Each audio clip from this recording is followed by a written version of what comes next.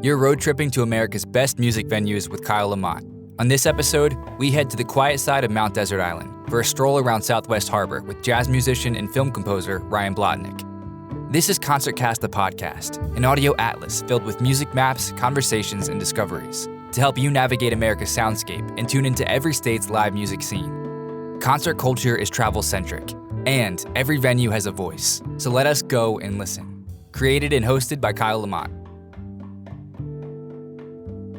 From Bar Harbor, follow Main Street onto Route 3. You'll cut through Eagle Lake Road and momentarily lose all cell service. Take a left, and you'll be in MDI's oldest settlement called Soamesville. It was founded in 1781 and is home to one of the most photographed structures in the state, a small white footbridge crossing a little pond. Yes, the description is poor, but based on all the photographers that gather for a certain shot, the image is not. It's a good thing because cell service comes back just in time for you to grab the shot and post a picture of it. Echo Lake is the next big attraction you'll pass on your way into Southwest Harbor. Today, it's Mirror Lake, reflecting the heavenly fall season that's upon us. Passing this lake means you're almost in the heart of Southwest Harbor, where I'm scheduled to meet up with Ryan Blotnick. But before I do, I make my way to Thurston's, the best place in Maine for a lobster roll, in my opinion at least. If you listened to my fish episode, I told you so. Thurston's is situated on a working waterfront, so dare I say the place is basically lobster trap to table. Succulent lobster meat buried in a toasted and buttered hot dog roll. This is Maine in a bite. Once I'm adequately stuffed, I'm ready for a walk. Luckily, that's exactly what Ryan and I are going to be doing, strolling Southwest Harbor with his adorable dog, too. I meet up with him in the center of town near Silent City Coffee Shop. I'm Kyle Lamont, and I'm firing up my recorder, untangling my cords. At first, I'm embarrassingly aware that this is a rare sight around these parts. But then I really don't mind because podcasting is life, right? Until you put the thing After a in my few face. tangles. Maybe I should hold it. Is that better? We'll just do this. Can you maybe wind up the cable and then it'll get dog tangled? We hit our stride. Oh, we both have mics. Cords There we galore. go. Cords galore. Cords galore. Just another day in Southwest walking Testing with our left, microphones. Left, right. How would you say that Southwest Harbor is different from Bar Harbor? Well, one thing is we don't have cruise ships, and we're not as popular. We're not the cool kids as much, because it wasn't really on the map like 20 years ago. But now it's getting pretty busy, as you can see. All these restaurants are full in September, even though the kids went back to school. But yeah, they call it the quiet side. And when I moved here 5 years ago, it was a lot quieter. And it's still pretty mellow. We turned the corner on Wesley Street, a street neither one of us have been down before. You know, I still try to find new places in the park that I've never been. I'll just take like a random path and be like, wait, what is this? And you find an old path that someone made like 100 years ago, and it takes you to some river, and then you can bushwhack up the stream or something like that. And so for me, it's like constant inspiration just being here. Ryan is from Kennebunkport, Maine, and recently returned back to the state after living in New York City. What made you move to the island?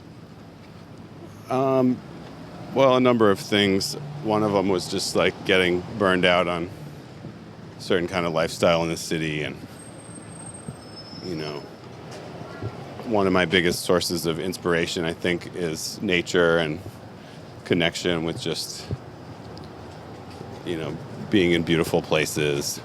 And I was kind of missing that in New York. And I just didn't, at some point I was just sort of like, felt like I had lost touch with why I had moved to New York in the first place. So I like sort of the comparison between nature and jazz. How did you gravitate towards jazz? My dad played some guitar, and he would play guitar while I was going to sleep. And that was when I started really getting back into music. I said, hey, you got to show me how to play guitar. And sort of the purpose of it was to recreate that feeling of being connected to nature and like in the environment. So yeah, for me, it's like very connected. Have you ever experienced transcendentalism but while playing music? You know, where you're channeling something different or you're experiencing, you know, a power greater. Yeah. Well, when you play with really good musicians, sometimes you forget about yourself and what you're doing. And it's almost like they're breathing through you or something, or there's like a collective mind that takes over. We backtrack from Wesley Street and turn right onto Clark Point Road. We walk past a venue and restaurant called Sips. It's located in an old house that was once a Masonic hall and later a grocery store called Trundy's. When I asked the Historical Society if there were any well-known stories from this time period, they told me with great enthusiasm that one day, out of the blue, a deer jumped through the window. The deer was okay, but a little boy in the grocery store was very shook up. After Trundy's, it was an antique store, and today it's a year-round restaurant with live music. I played here a few nights ago, and I had a really fun solo gig. It's kind of funny, like you never know when you're going to have your great musical moments. Like the owner, Jen, said, "Oh, do you want to play?" But like, just like it's background music. It's for dinner, and I said, "Oh, that's fine." So I like playing in the background too. And then you have a certain kind of audience where like most people are talking but also appreciating the music. And then there's some people that are like just listening to the music that are sort of holding it down. But the background noise like actually becomes like my rhythm section. And it's kind of chaotic, but it's also natural. Like it's human beings talking and enjoying themselves. Sips is so popular, they opened a lunchbox spot down the street. Perfect for picnics on the go. Up next, we head down Clark Point Road and talk about Knock Down the House, a documentary he scored for Netflix. A forager finds a family secret on the forest floor. From producer Kyle Lamont and director Jim Piccarello comes The Mushroom Hunters, a modern-day fairy tale made in Maine on Mount Desert Island. GoodToGoStudios.com to watch the trailer and more. I think one of the biggest accolades, really, and I'd love to just talk a little bit, is composing a soundtrack for a huge Netflix documentary. Can you just sort of talk about the backstory and how it all evolved and sort of just now that it's all done, like a reflection on it? Sure. Well, the backstory is before I was even had any musical training, we had a piano in my house growing up, and it was like an old player piano. I would wake up in the morning and go down and play piano like first thing in the morning. I was like an early riser. And my brother was a really good storyteller. And so we have these tapes from when we were kids, and my brother is like telling stories, and I'm musically narrating the story behind him. And, it's just like what you would imagine. It's like, and then a wolf came up and bit the rabbit on the head. And I'm just like, dun, dun, dun, dun, dun, dun, dun. And so, that was a big part of like my play as a kid was like, that was like one of the fun things that I could do with my brother. And he became a documentary filmmaker, and I became a musician. His brother and sister-in-law, named Rachel Lear, documented the grassroots campaign of 3 major female Democrats. Ryan was brought on to score the documentary.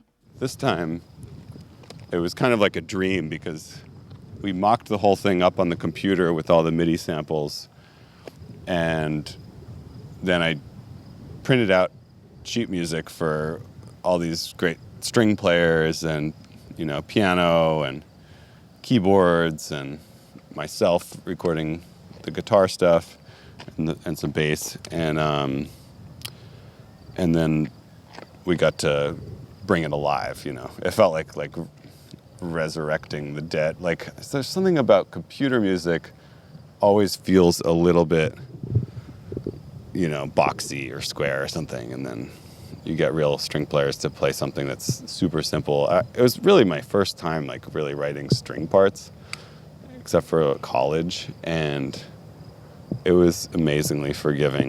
You write unisons, and it just sounds like the most beautiful thing you've ever heard, It was a special time for Ryan. I also found out the day before the recording session that I was about to become a father. And despite technical difficulties, We were supposed to watch the movie while recording, and we had it all rigged up with the monitoring system and everything. But the program that we were recording with didn't accept the format that the video files were in. he kept the faith in his score. I had already mocked up the score in the computer program, so I knew that everything, as long as it was played in time with the metronome, the right metronome setting and everything, then it would match up with the film perfectly. But I think in a way it might have been good not to have that security blanket and just be able to focus on the music and the So you were playing music musicians. sight unseen in regards to the movie. Right. But I always thought about what I was reading John Cage's book, and I don't know, so I think it was just someone was telling me about how John Cage and Merce Cunningham worked together,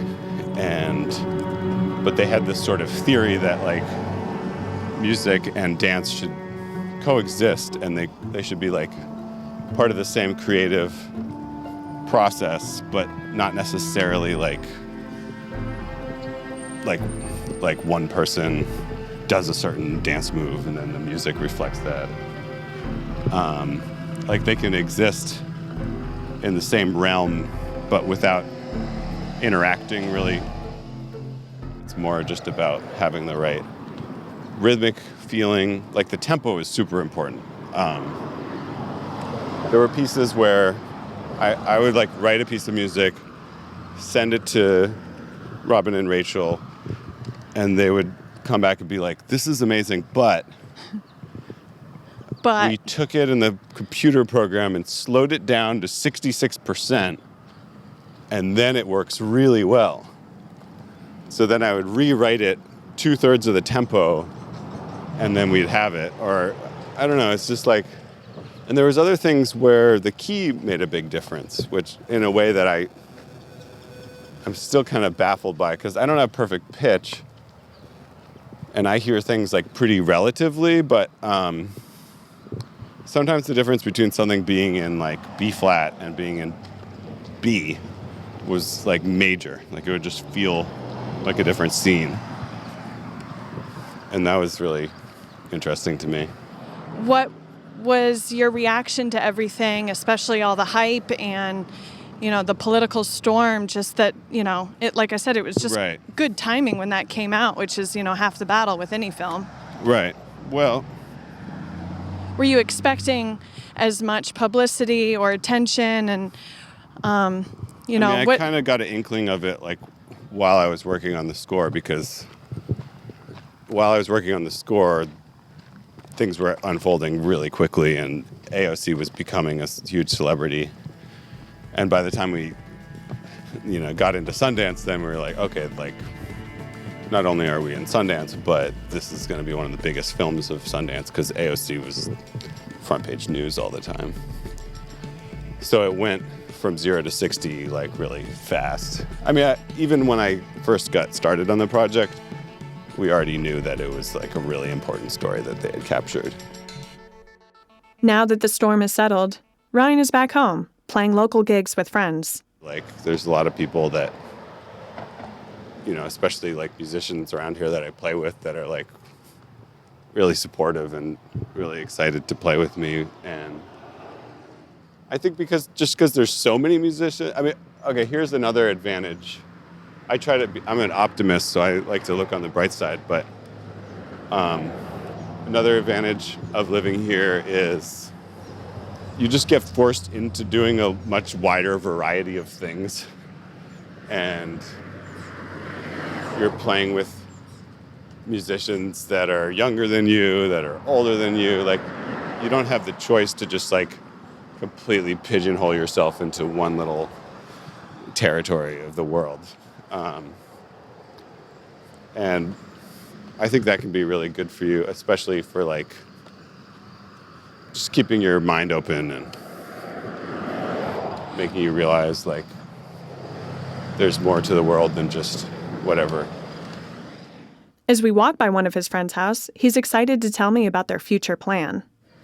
This is my friend Bo's house. We play in like 3 or 4 different bands together, and he's got an amazing music studio in the back. And we're working on making it into like, I think the plan is to build a bunch of little practice teaching kind of rooms, and then making it into sort of a little community music school for private lessons and stuff, but maybe also for somewhere where people could give a recital and have a little bit more of a community. Like, what is it about jazz that talks to your heart? I think mostly it's like a way of connecting with people in a nonverbal way. I think when I was a kid, I had a really intense imaginary world in my head, and the idea of like converting all of that into language never really made too much sense to me. And when I discovered music, I realized like, oh, there's ways of expressing like other kinds of thoughts that aren't expressible in words. And I always had like a really mathematical mind, and I was into like patterns, and jazz was like this really interesting way of like synthesizing that with the other part of the brain. And you listen to good jazz and they're telling a story, but they're telling it through these shapes and patterns and all these musical words and phrases and stuff. And it's really, it's just an amazing art form. And the fact that you can go anywhere in the world and play with people that you've never met and make something happen. People you can't even speak to, you don't even have a common language with, and you can play music with them. That's really amazing. Even Downeasters. Even Downeasters. Our John around town has come to an end. We're back at his 93 Civic, where his guitar and amp are tightly tucked away in the back. I bought it for $500 like 10 years ago, and it's barely needed any maintenance, and it's gotten me to hundreds of gigs. I love it. And it's always still like fun to drive. It looks zippy. Yeah, it's got some pep. And the best part is when you drive it in the city, someone will always roll down their window next to you and say, "Hey, how much for the car, man?" We say our goodbyes, and I jump back in my ride and take this opportunity to check out Acadia National Park. With Ryan's music as my soundtrack, these windy roads that weave around rocky cliffs and underneath stone bridges, past Jordan Pond and Bubble Mountain, bring me into an enchanting world that is spellbinding. Even though I'm concentrating on driving, I'm in a daze, entranced with all the beauty around me. Autumn in Maine never ceases to amaze. The rhythm of his song matches with the leaves blowing around the road. I feel as if I'm in the music.